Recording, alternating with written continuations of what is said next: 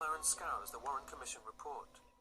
He discovers that some vital witnesses from the autopsy were never called, and that in his view, pivotal evidence was disregarded.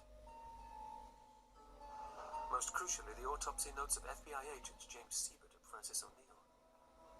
McLaren discovers that Assistant Counsel Arlen Spector meets with the two agents and asks them if they'd made any notes in the autopsy suite. The agents said that they did. They also told him that Senior Secret Service agent Roy Kellerman took possession of all photographs and x-rays. He promised they would be made available to the FBI. Almost all of these x-rays and photographs were never seen again. Did you see any FBI or Secret Service agents taking notes? Oh, that's right. Siebert and O'Neill. I could swear they were writing a book that night, writing it down.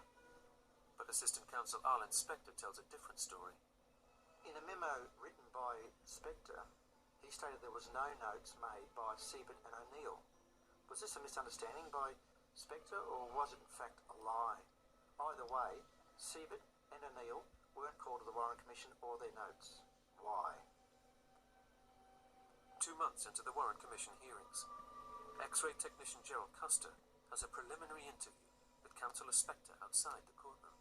There's little doubt that Custer's observations in the autopsy and his story of falsifying an X-ray for the Secret Service would have been explosive evidence at the Warren Commission. Custer tells Spector his story and waits to be summoned. Spector never calls him. Senator Ralph Yarborough is also keen to testify at the Warren Commission. He was in the car behind Secret Service agent George Hickey. One Secret Service man sitting down in the car ahead of us pulled out an automatic weapon or rifle, and he looked backward. I smelled gunpowder. It clung to the car nearly all the way to the hospital. Chief Justice Warren demanded that Yarborough be called to testify. He never did. Why Warren's order was not obeyed is a mystery. Although he was the head of the inquiry, McLaren believes he was not always in control. For whatever reason, the Commission did not interview key eyewitnesses. It's not known whether Arlen Spector spoke to any of the agents from the follow-up car. Only one of those agents in the car gave evidence to the Warren Commission. Depending on your point of view, that is either very neglectful or very telling. I came to believe that the Warren Commission themselves weren't interested in finding the truth. For Howard Donahue and Colin McLaren, the overwhelming evidence of their investigation reveals what they think is the truth behind the assassination of JFK.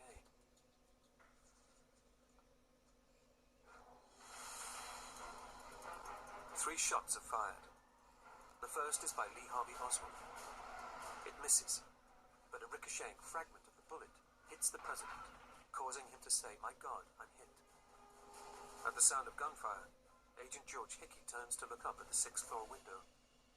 Oswald fires again. The second bullet enters the president's back and exits his neck, hurtling forward into Governor Connolly's back and exiting through his chest.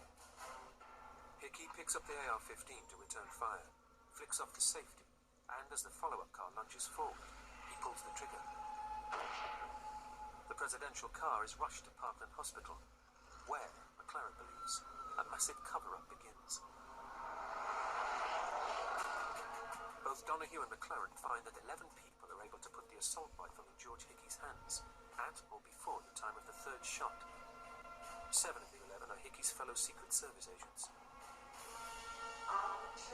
McLaren and Donahue also identified 10 people who testified that they smelled gunpowder at street level at or around the time of the shooting.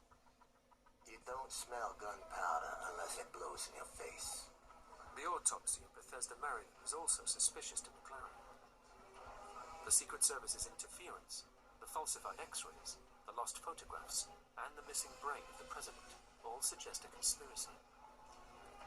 We talked about it to anybody at all, well, we'd be court-martialed. Finally, there is the Warren Commission itself, with its unsummoned witnesses, unheard testimony, unanswered questions, and unpresented evidence. Colin McLaren believes the Warren Commission had their shooter conveniently dead. They had their murder weapon. They had a plausible forensic account of a 3-bullet assassination. Case closed. McLaren believes that the US government was covering up Secret Service agent George Hickey's fatal shot. But why did Hickey shoot the President of the United States? Both Donahue and McLaren agree.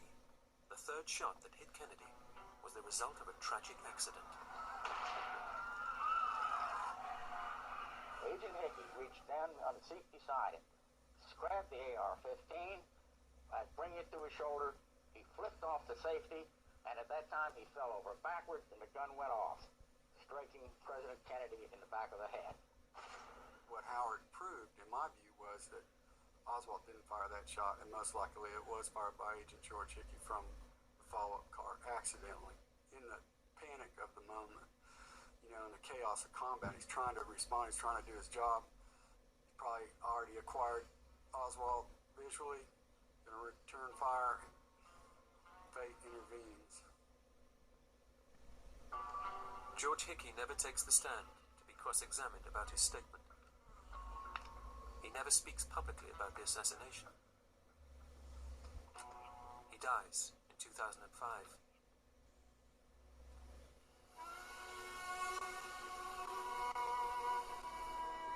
Understanding the real cause of the death of JFK isn't about blackening the name of any individual or organisation. It's about the truth and supplying a definitive answer to the American people. An answer no more complex than a tragic accident colliding with a foolhardy assassination attempt. Maybe it's time to quietly close the door behind history's most talked about and debated crime scene.